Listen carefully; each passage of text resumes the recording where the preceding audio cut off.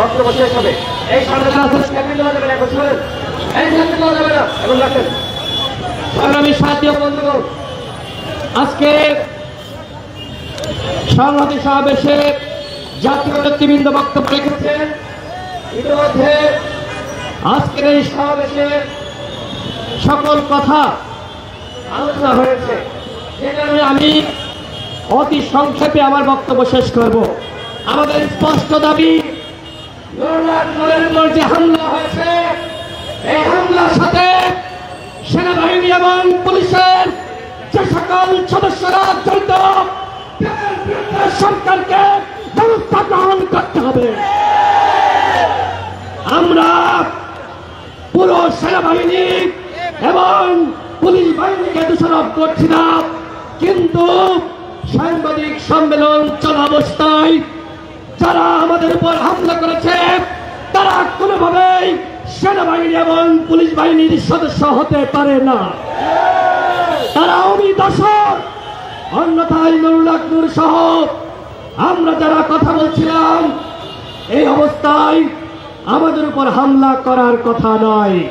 সুতরাং সেনাপ্রধানকে বলবো, পুলিশ প্রধানকে বলবো, যারা এই ঘটনায় জড়িত তাদেরকে চিহ্নিত করে অবশ্যই তাদের বিরুদ্ধে ব্যবস্থা নিতে হবে, অন্যথায় আপনারা এই দায় এড়াতে পারবেন না। নুরুল্লাহ নূর এখনো পর্যন্ত হাসপাতালের বিছানায় কাটাচ্ছে। গতকাল দেখলাম মধ্যরাতে সরকারের পক্ষ থেকে একটি তদন্ত কমিশন প্রকাশ করা হয়েছে। আমরা সরকারের এই উদ্যোগকে সাধুবাদ জানাই, কিন্তু প্রশ্ন রাখতে চাই, এখনো পর্যন্ত ভিডিও ফুটেজ থাকার পরেও কেন একজন গ্রেপ্তার হলো না? কেন গ্রেপ্তার হলো না? তাদেরকে প্রোটেকশন করা দিচ্ছে এই স্বরাষ্ট্র উপদেষ্টার অনুমতি ছাড়া, নির্দেশ ছাড়া নুরুল্লাহ নূরের উপর হামলা হয় নাই।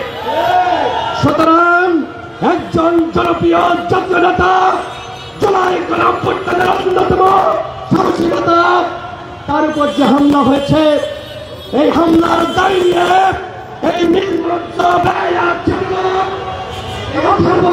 স্বরাষ্ট্র উপদেষ্টাকে পদত্যাগ করতে হবে। এইরকম স্বরাষ্ট্র উপদেষ্টা বিপ্লব পরবর্তী সময়ে একটি অন্তর্বর্তীকালীন সরকারের উপদেষ্টা হতে পারে না। সুতরাং অবশ্যই স্বরাষ্ট্র উপদেষ্টাকে পদত্যাগ করতে হবে। যদি এই স্বরাষ্ট্র উপদেষ্টা পদত্যাগ না করে, এই জাতীয় ব্যক্তিবৃন্দ, শক্তি, আমরা যারা এখানে এই সংহতি সমাবেশে হাজির হয়েছে, সবাইকে সাথে নিয়ে সচিবালয় ঘেরাও করা হবে এবং এই স্বরাষ্ট্র উপদেষ্টাকে তার গতি থেকে নামানো হবে।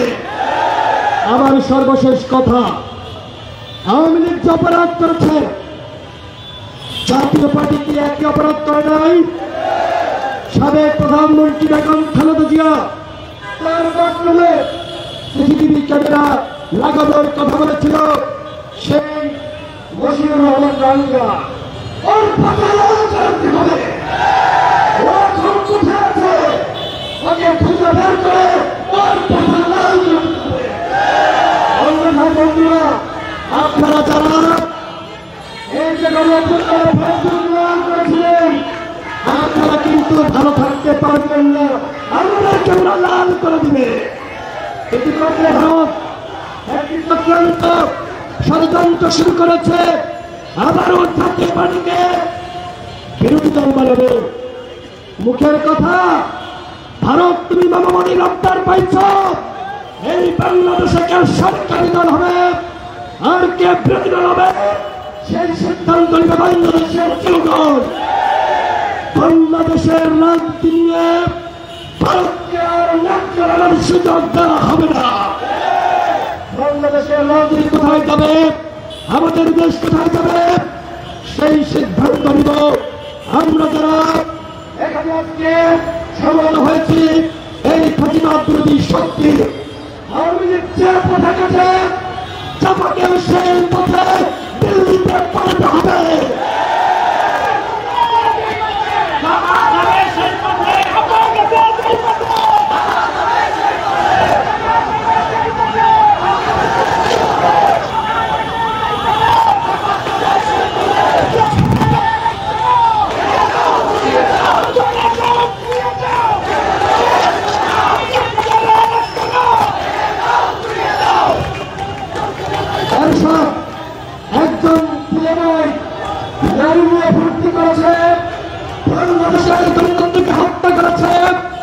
বাংলাদেশের সংগঠন প্রকাশ করেছে সেই জাতীয় পার্টি বাংলাদেশে কিভাবে 90-এর পরে রাজনীতি পুনর্বাসিত হলো এর দায় রাজনৈতিক দলগুলোকে নিতে হবে। সেই সময়কার নেতৃত্ব ভুল করেছে। 24 পরবর্তী সময়ে আমরা তারা গণঅভ্যুত্থানের প্রেক্ষাপট তৈরি করছি, নেতৃত্ব দিয়েছি। আমরা জাতীয় পার্টিকে বাংলাদেশে রাজনীতি করতে দিব না, দিব না, দিব না।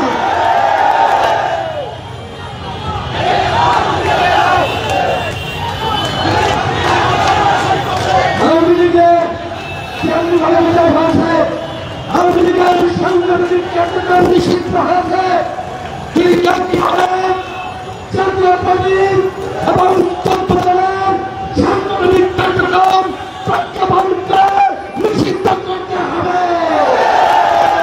জাতীয় পার্টি আওয়ামী লীগ দল বাংলাদেশে প্রতিবাদ কায়েম করছে, হাজিরা অপরাধ করছে, অপরাধ করছে।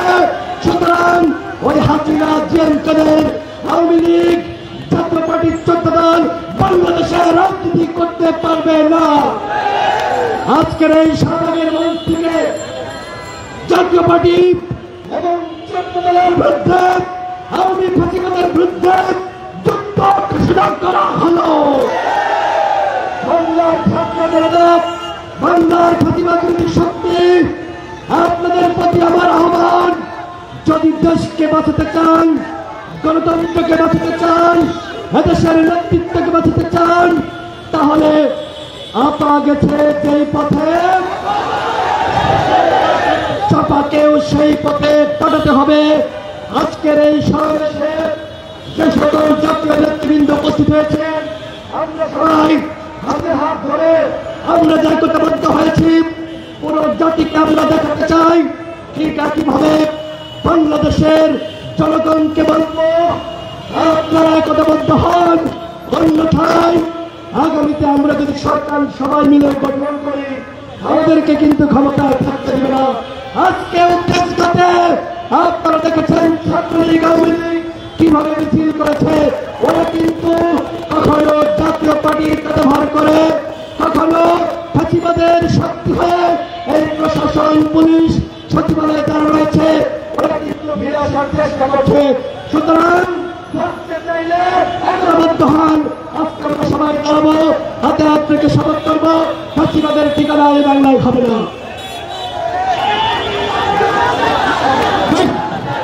ফাঁসিবাদের আস্তানা এই ঘুরিয়ে দাও, ঘুরিয়ে দাও, এই ফাঁসিবাদের আস্তানা এই ভেঙে দাও, ঘুরিয়ে দাও, এই আপার আস্তানা এই ভেঙে দাও, ঘুরিয়ে দাও, এই জাপার আস্তানা এই আপা গেছে সেই পথে, এই চাপা যাবে সেই পথে। এই লড়াই লড়াই লড়াই চাই, এই আপার কালো হাত ভেঙে দাও, ঘুরিয়ে দাও, জাপার কালো হাত এই ভেঙে দাও, ঘুরিয়ে দাও। এই লড়াই লড়াই লড়াই চাই, এই লড়াই লড়াই লড়াই চাই, এই জাতীয় পার্টির কালো হাত এই ভেঙে দাও, ঘুরিয়ে দাও, এই সন্ত্রাস লীগের কালো হাত এই ভেঙে দাও, ঘুরিয়ে দাও।